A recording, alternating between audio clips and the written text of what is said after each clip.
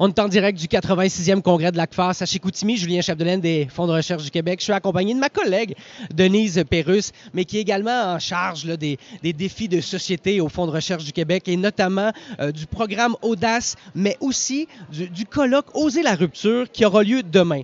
Là, Denise, Oser la rupture, les gens s'y intéressent. Explique-nous un peu qu'est-ce qui va se passer. Il va y avoir des chercheurs, des artistes et plein d'idées qui vont se brasser demain. Là. En quelques mots, en quelques secondes, explique-nous un peu l'essentiel de ce colloque. Oui, donc le colloque, essentiellement, c'est donc, on veut réfléchir sur la question de la recherche disruptive et de la recherche qui s'inscrit dans une démarche intersectorielle, donc le rassemblement des trois secteurs chapeautés par les fonds. C'est aussi en mettre plein la vue avec des lauréats qui ont été financés dans le cadre du programme Audace. Vous savez que le programme Audace a suscité beaucoup d'inintérêt. Il y a eu plus de 200 demandes et donc on a finalement financé 22 personnes, 22 qui osent la rupture, qui sortent des sentiers battus, qui sortent de leurs habitus disciplinaires. Donc, le colloque comme tel, pas compliqué. On a pris la métaphore halieutique. Donc, d'abord, des savoirs partagés. Donc, on met la table. On a des pêcheurs. On a la vision de pêcheurs. Donc, on va Rémi Quirillon, Emmanuel Mahé et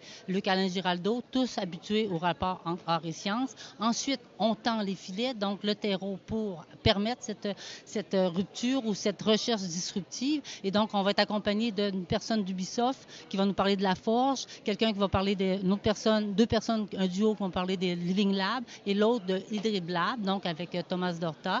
Et ensuite, on va récolter les poissons, nos poissons hybrides. Et donc, on a 4 parcours linéaires, parcours plutôt différents. Donc, des approches sont spéciales. On a une personne doctorante que j'appelle à la polyphonie méthodologique importante, donc une cantatrice qui travaille dans l'agriculturel. Ensuite, on a quelqu'un qui travaille sur la capture, une postdoctorante qui travaille sur la capture du mouvement, donc dans des fins thérapeutiques ou de fins de santé. On a Sandy Bhagwati, qui est un musicien, donc toute la question de la partition sonore, mais chevillée au corps. Et finalement, tu as un bioartiste, donc François-Joseph Lapointe, donc un profil vraiment de chercheur-créateur hybride. Et à la fin, donc, on prend une nouvelle prise, donc une espèce de synthèse avec M. Quirillon, que j'appelle Mister Audace, donc, ou M. Coup-de-circuit, de même que Ted Hewitt, qui est au CRSH, donc président du CRSH, donc qui fait donc, son point, c'est les humanités, mais qui fait des croisements avec les sciences. Et finalement, Monique Régimbal-Zébert, une habituée de ce genre de forum intersectoriel, qui est un feu roulant d'idées, qui va faire les liens, les raccords.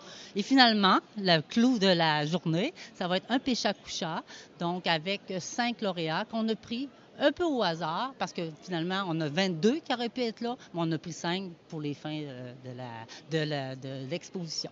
C'est vraiment passionnant, Denise.